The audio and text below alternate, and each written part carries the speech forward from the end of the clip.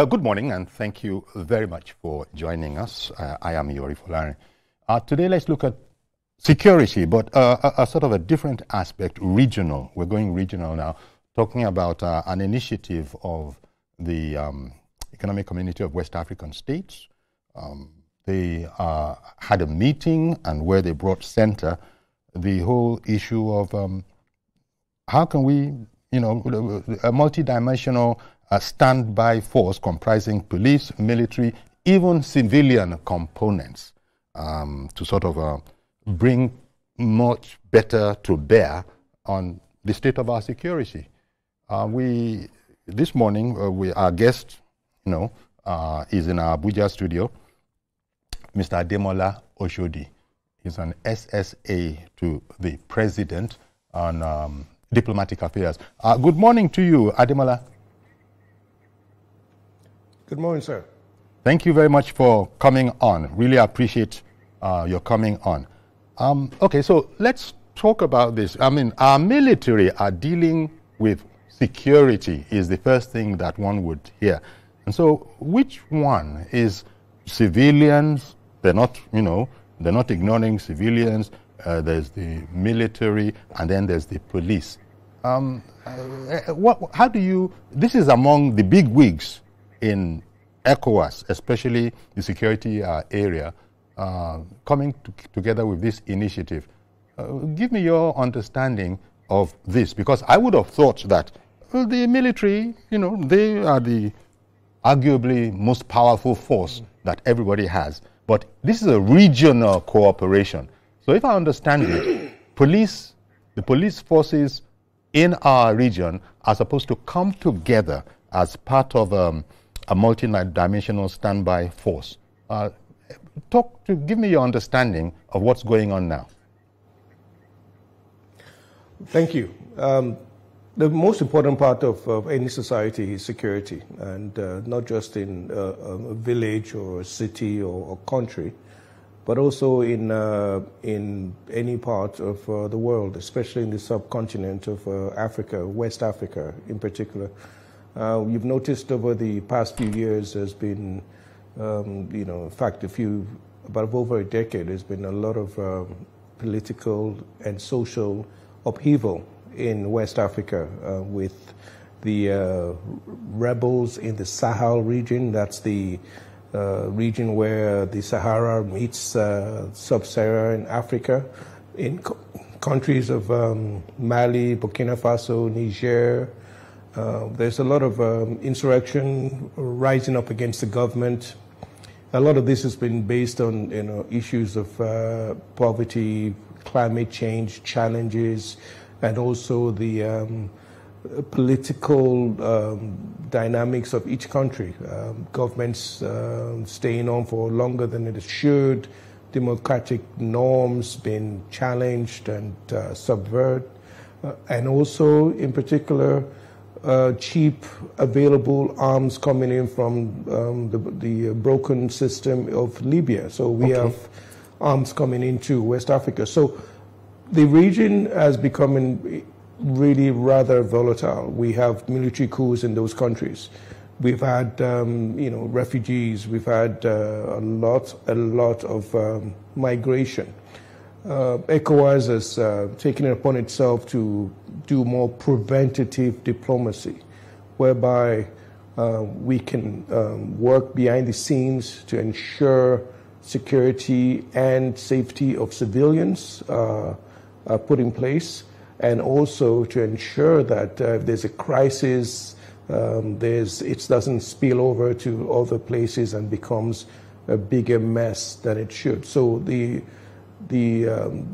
opportunity to bring up a standby force, which includes police, military, and all sort of security apparatus, is vital to ensuring that security is kept and enhanced in the West African sub-region.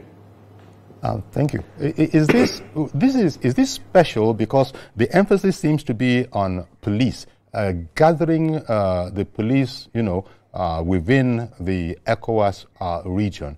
We know there might be, when we talk about an ECOWAS standby force, of course, that's with military. but there seems to be an emphasis on the police this time. Arguably, the police have their work cut out for them. Adding this to their schedule, how do you think that's going to work effectively? And do you think it will work effectively? It's not just police. Police is obviously closer to the civilian population, and they've been trained to deal with civilian issues, crime and issues of, just low violent crimes and ensuring there's peace and order in a locality. It's not just a Nigerian police. I hope that's not what you're implying. It's no. I'm implying the Sierra Leonean police, Liberia police, everybody's police. Yes. In the region. Yes. It's a collaboration of different police. So it's not just police working, but I assume police would work closer to the locality, to the people, whereby the military would work more of a strategic parameter around major conflict areas, ready to engage miscreants or dissidents that want to harm the civilians in that locality. So I don't think it's, and it's obviously we're not looking at a massive police force that will jeopardize the police force in each of the countries. But it's important to have a spread of security apparatus, and I'm sure intelligence would be also involved in this security makeup of the standby force in West Africa. It's important that things are all used and put in place, especially resources. It's easy to start something, but it's important to maintain it and to fuel it with resources, not just financial, but manpower, to ensure that the peace is enhanced in the West African sub-region. Okay. Let me ask, because this is in the realm of diplomacy, I imagine, what is to be understood by the diplomatic expression that ECOWAS pushes for forceful police collaboration to tackle regional troubles, regional threats? Forceful police, collaboration. Well, Uncle Yori, I believe it's part of the preventative diplomacy being applied by ECOWAS. Forceful is more of a preventative action to ensure that if there is a risk to life and property and a risk to a crisis spreading, especially across the border, because we know that the West African border is rather porous. You have arms coming in, you have migration and immigration, illegal. You have also have issues of people, farmers and herders moving from one spot to another. So it is ensuring that you say a forceful entity is a potential forceful entity has been put in place is part of that preventative measure. You don't want to send signals of a force that would not be capable or would not be able to provide safety and security. So yes, I want to believe that if they will be engaged, they will respond. So it's important that first and foremost, security and safety is brought in that locality. We don't want a West Africa that will spread chaos, that will come to the borders of other peaceful countries in West Africa. And we also want to resolve issues in those countries. There's potential crisis that could happen in Ivory Coast. There's an election coming up. The President Ouattara is running for a fourth term. We reports that he's not allowing opposition figures to, for some reason, the courts are not allowing opposition figures to run for that election. That is a potential problem. There's also issues in Togo that is coming up. There's the government there has said that elections will be done within the parliament, not to the general population that most democracies are. That is a potential problem. We don't want whereby we have four military governments in West Africa in ECOWAS, or three of them have left ECOWAS. We don't want four military leaders. We already have four military leaders in West Africa.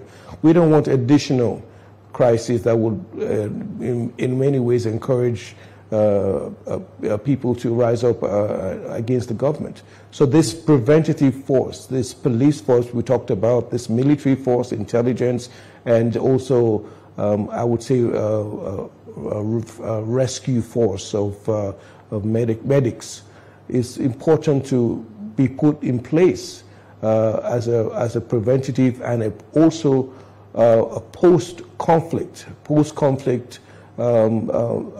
situation. So when there is a problem, they have the forces ready. Not that we're looking for planes or looking for soldiers to fly to some place to preserve, human life, to avoid a genocide or mass refugees going across the border, and also creating crisis and affecting security in another peaceful area. So the preventative force is, or the standby force, is part of that whole equation, part of that composition. So we need to ensure that insurrection and military rule and all sort of crises do not spread in West Africa.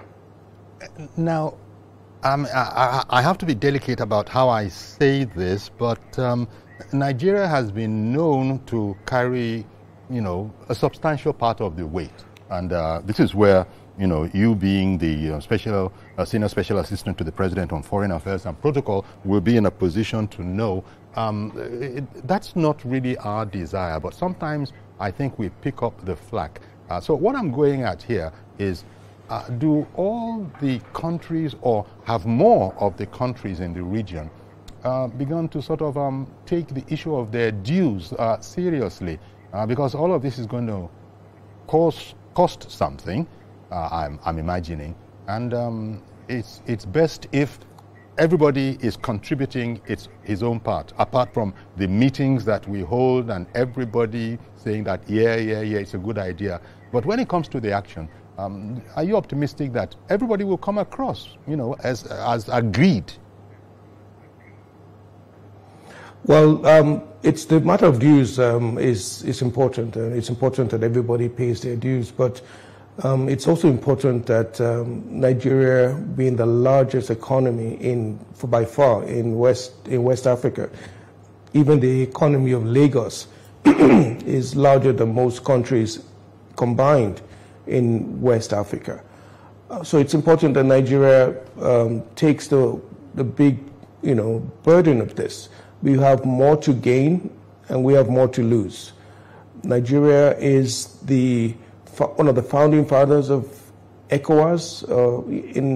ECOWAS, Nigeria has tremendous opportunity to spread its soft power. It's it's basically cultural and benevolent in many ways. Benefits to West African countries. Nigeria is a stabilizing force in West Africa. So I think it's paramount that Nigeria carries the burden of the financial weight of ECOWAS. It doesn't mean that the other countries in West Africa should not pay their dues. But with Nigeria being strong, able, and democratic, it gives the opportunity for the other countries to mirror the country, Nigeria. The opportunity for them to look at Nigeria and say, well, you know what, it's our big brother, and they lead the way, and they can in many ways provide some sort of succor to their challenges.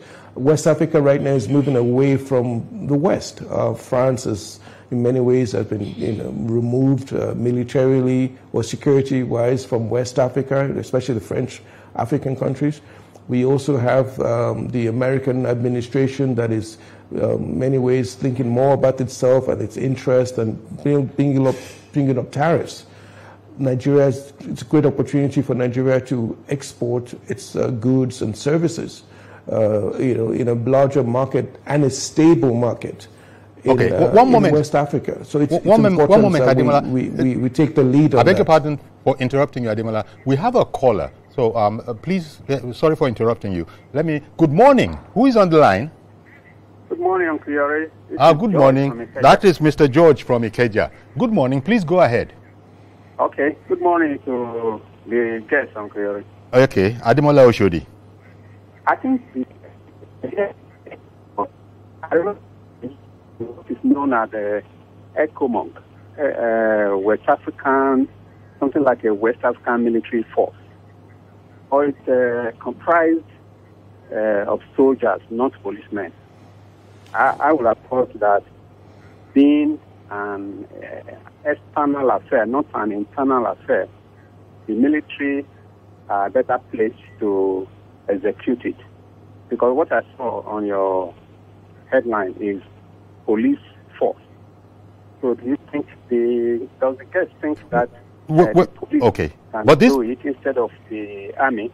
Okay, sir. But it's a good idea, and I think if it is maybe steady one, not the one that after a while you dissolve it, maybe steady one. Every government that comes to each of the countries to be supervised by ECOWAS Secretariat. I think it would be a good idea. Okay, indeed. Thank you very much. It's a standby force comprising the police, the military, there are even civil components. But Ademola, what are the differences between ECOMOG as known and this broader initiative that is being discussed? This broader initiative, as you well stated, is more encompassing. It's comprehensive. It again, I stress, it is more preventative, and it's a standby force. ECOMOG was post-conflict. We had crisis in Liberia, in Sierra Leone. ECOMOG was the economic community. I think I can't remember what the M stands for. Military or monitoring group. I think monitoring group. Yes, I think monitoring group. We comprised a lot of soldiers from Nigeria, mainly Nigeria, Ghana, and a few other West African countries. And it was to basically provide, intervene in those countries I mentioned, to bring stability and to stop the carnage, the absolute carnage in Liberia and Sierra Leone, where refugees were running across the border, people's arms have been chopped off, villages have been burnt, there's a lot of violence against women, and it just went on. It was also potentially going to spread, and it did spread from Liberia to Sierra Leone. Potentially it could have spread even further. So it was very important that the ECOMOG at that time, brought in by Nigerian Head of State General Abacha, to bring stability to that place. And it did. Nigerian soldiers sacrificed their lives. Nigeria poured a lot of resources to bring about stability in those countries. ECOMOG was, again, post-conflict, or basically during the conflict, to bring stability. And, eventually, I think international community, the British, he also intervened to finally stop the war. But not until the ECOMOG, led by Nigeria, had sacrificed a lot for those countries. So ECOMOG is military, and it's more enforcement. Okay. This new initiative is more preventative and also ensuring that there's that ready force. A bit more collaborative. Conflict, if there's collaborative with other security aspects.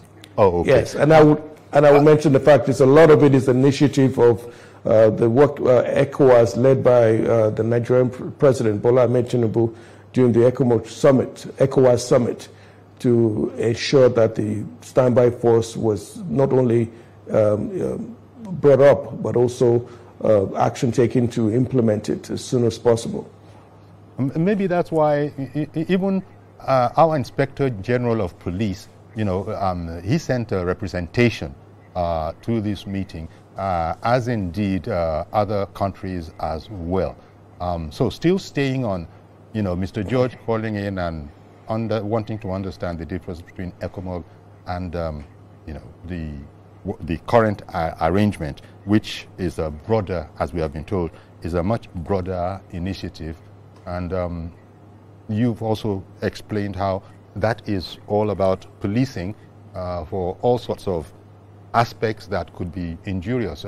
There's a proliferation of small arms. We've always known this. Every time you have these conflicts and it comes to an end, captured, small arms, oftentimes it is said, end up where they're not supposed to end up.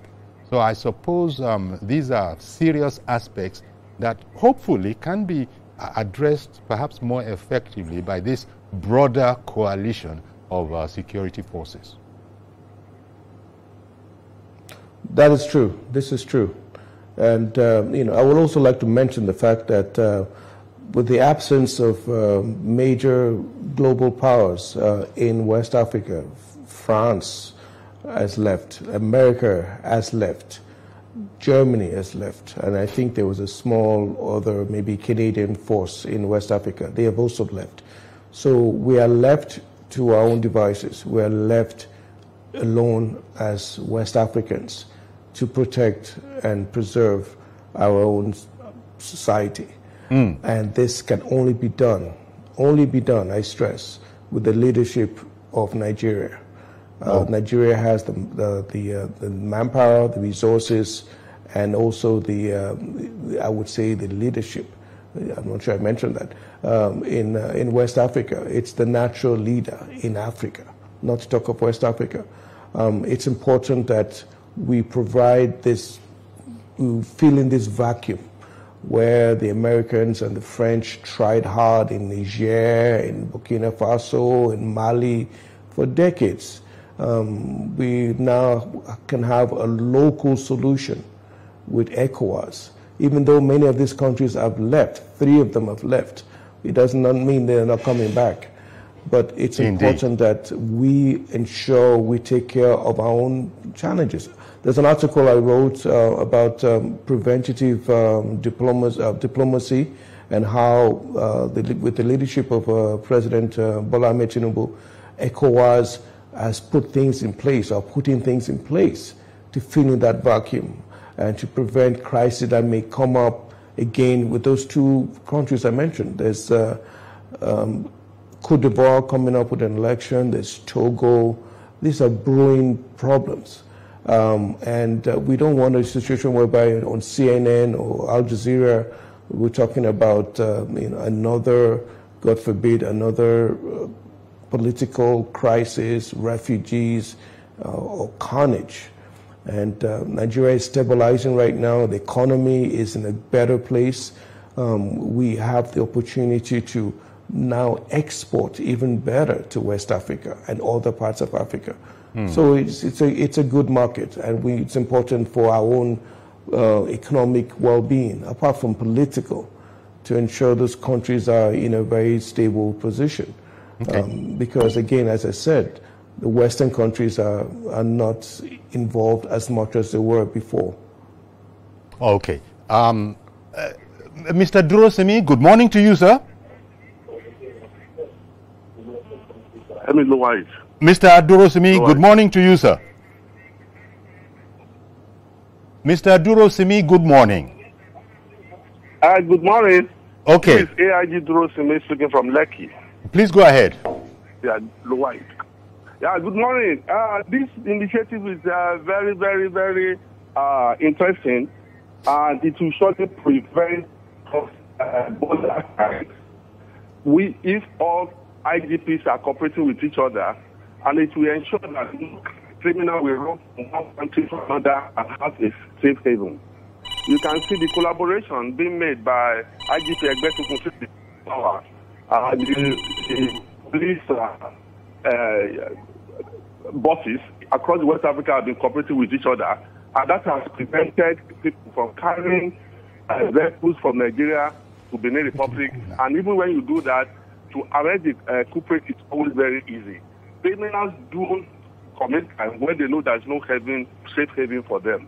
And this initiative will also lead to think that a problem in any country after election or before election, it means that a particular country, ABC country, can contribute policemen to support each other. If this comes to reality, it will solve some of our problems. Especially this insurgency in the Northwest, it shows that when people run away from one place, the police there is waiting to catch them. And at the same time, if you look at it very well, you will discover that most problems are more policing. It's a more police problem than even military.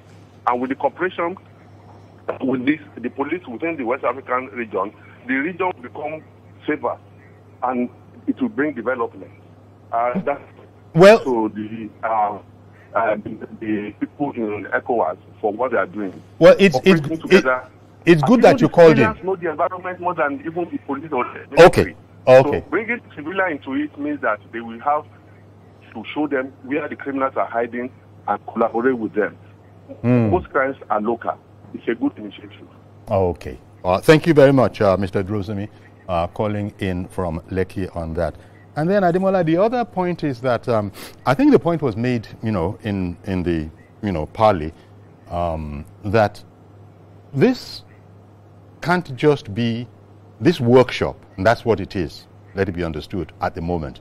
It's not yet policy, but it's a workshop to fashion out a roadmap, but that it mustn't become just a document, fine as it might be.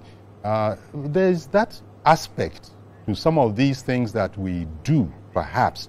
Are you concerned about that there's so many good ideas that, emerge, evolve from coming together at workshops like this, but then the point was made that it must go beyond that?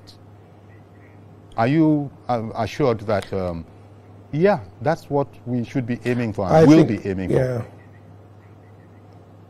I think if it was before May 2023, I would be concerned. But with the new leadership we have, there's more purpose, there's more determination to not just bring initiatives, but also to see those initiatives being implemented. The president of Nigeria has also reiterated, you can Google it, he reiterated the fact that he was still very determined for this ECOWAS standby force, which incorporates the police and the military and the civilian unit you mentioned. He was quite, concerned over the delay in the implementation, the delay in the steps towards implementation. So the leadership of the country is very important, and the president has shown that it's not just going to be talk, it's going to be work. It's going to be action. And we'll see the fact that this standby force will take its position in West Africa. We will have the planes available, we'll have the soldiers available, we'll have the intelligence available, we'll have the police force, the Nigerian police force available in collaboration with other West African police force on standby.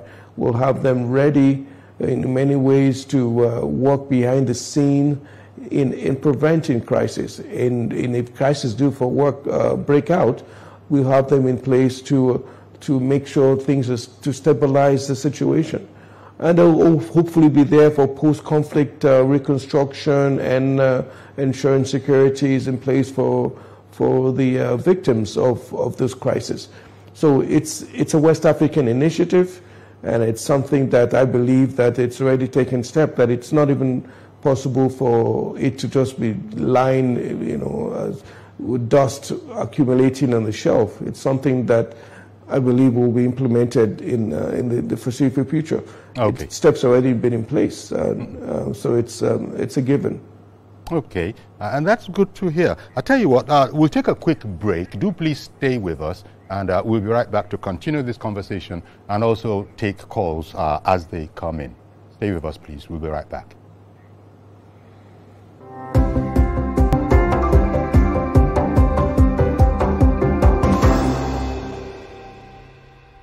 Welcome back, and when we were away, Ibrahim got in. Good morning, Ibrahim, and thank you for holding on. Go ahead. Ibrahim, can you hear us? Good morning.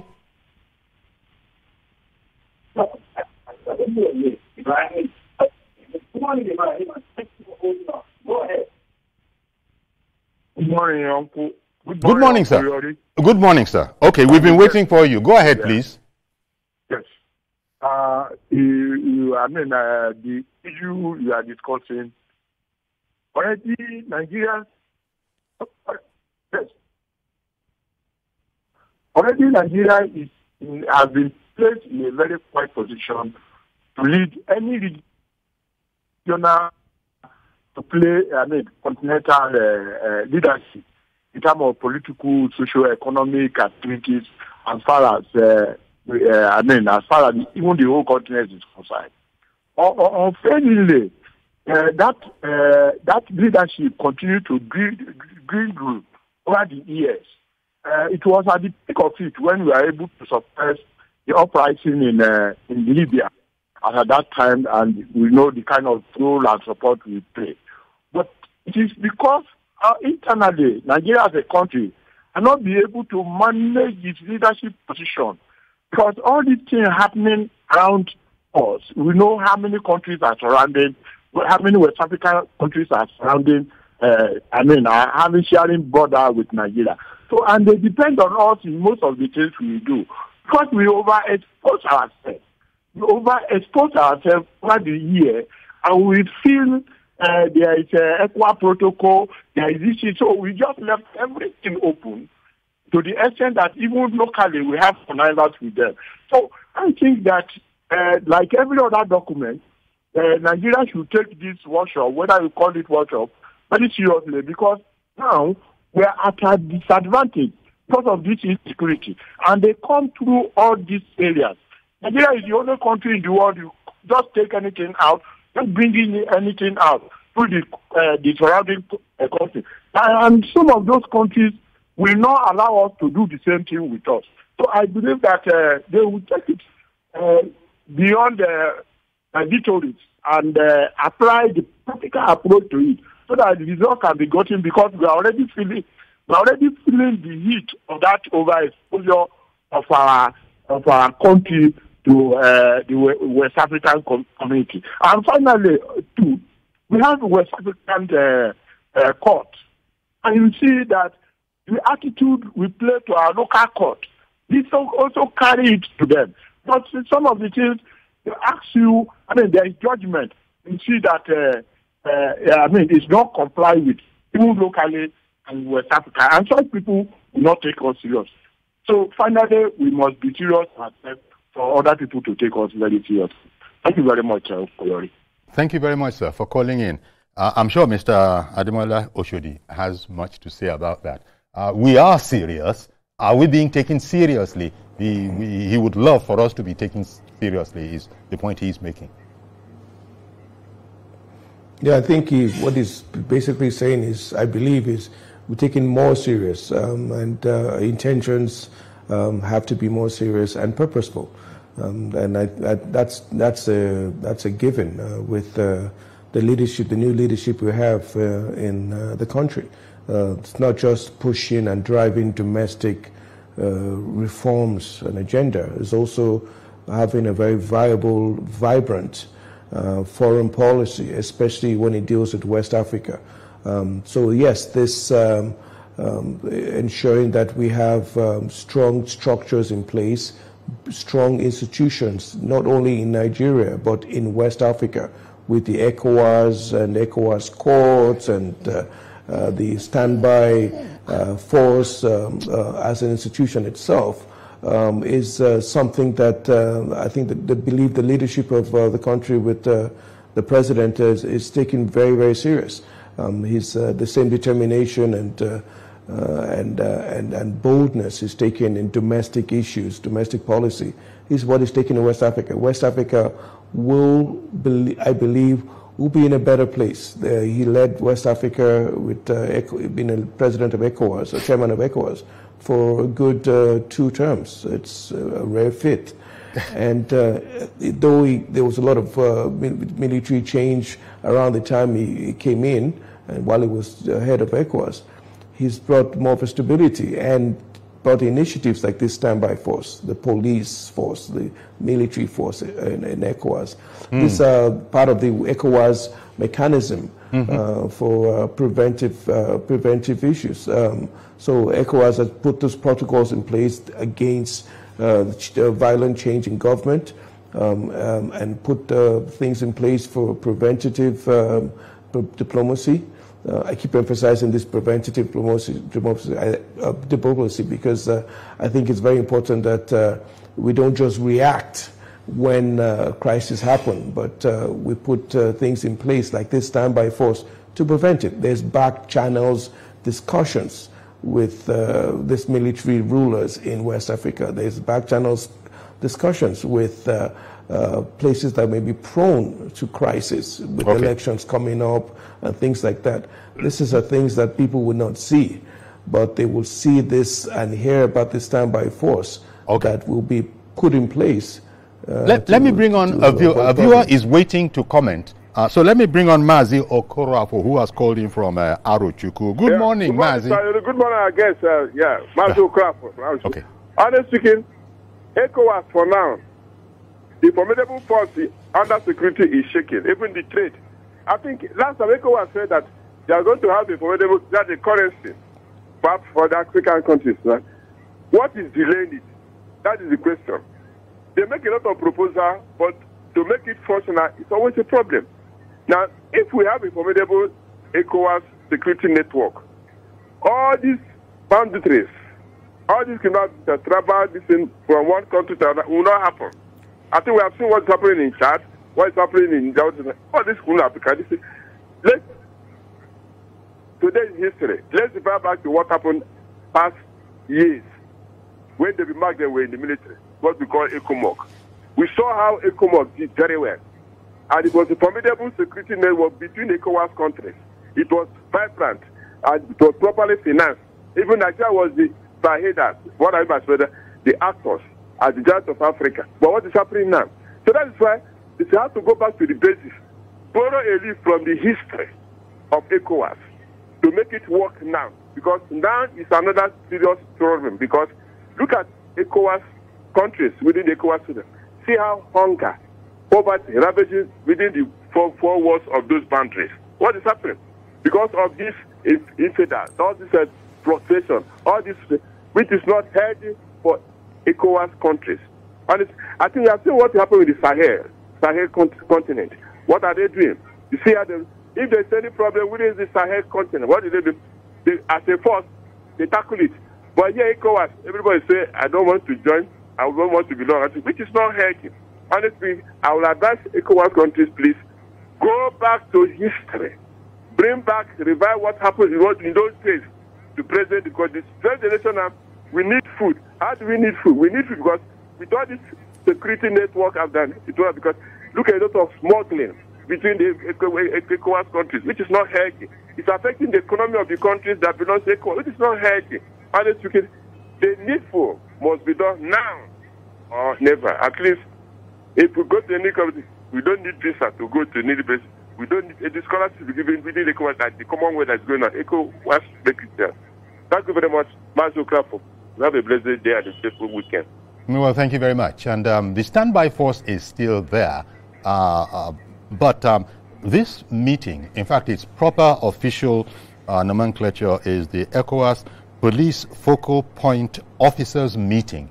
And it was held in Abuja on Wednesday, by senior officials and representatives from across the 15 member countries. So talking about going back to history, it's like we never left. We're building upon that. But our expert is Mr. Ademola Oshodi, so he'll respond to that. Go ahead, sir. Yes, I totally agree with the caller in some aspect. The fact that there's been, historically, great initiatives in Africa in general, and then everything basically just petters away, and we don't hear anything about it. But I can basically speak on the leadership, the new leadership in the country of Nigeria, which is in many ways leading, the natural leader of ECOWAS and the founding members. That what initiative this president has started is taking fruition. It is coming to play, which is the standby force. There's also moves towards the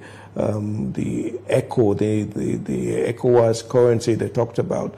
But again, this is not its initiative. But because of the leadership role he has, he's also taking steps to see the completion of that.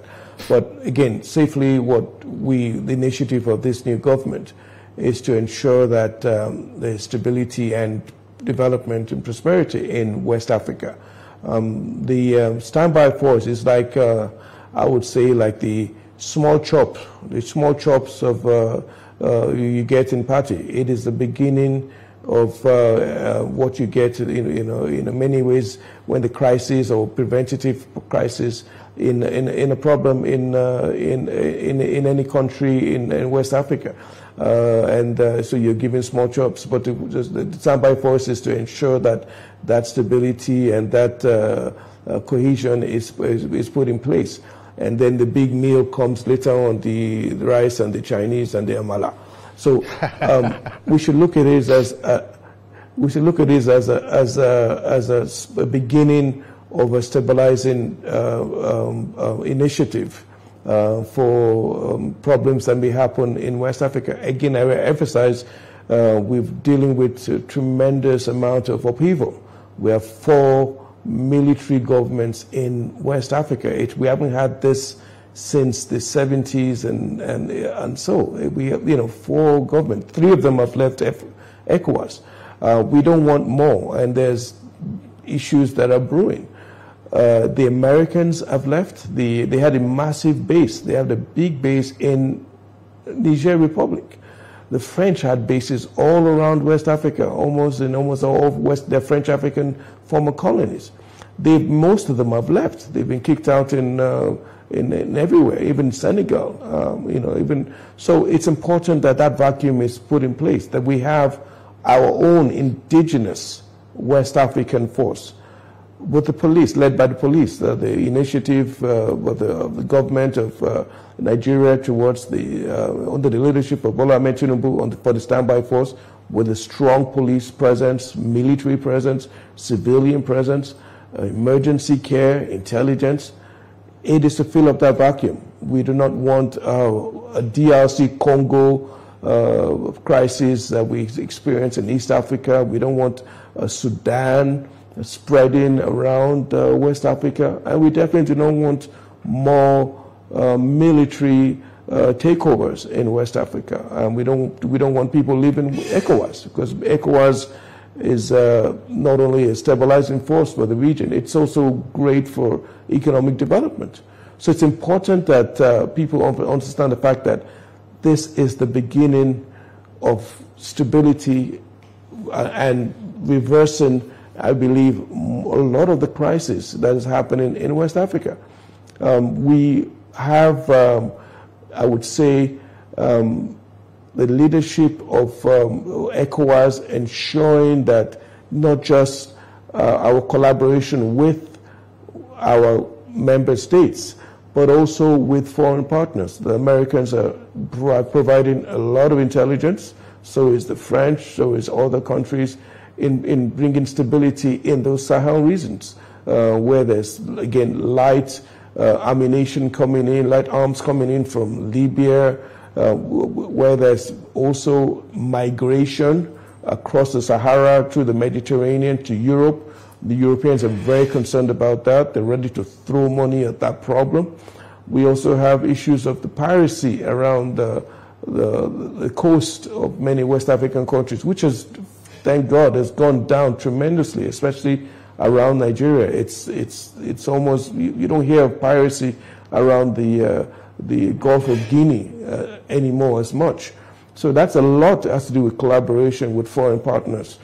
So ECOWAS can only just build on this initiative, build on this things with the standby force of the police, military, etc., in ensuring that we have a safe and stable region. It's also something that other regional bodies in Africa look up to and copy. They look at ECOWAS and see how ECOWAS did it. the East African Economic Union community is in disarray. They do not have the kind of leadership we have in West Africa. South Africa, SADC also is dominated by South Africa, and they still find it difficult to help their own bordering regions.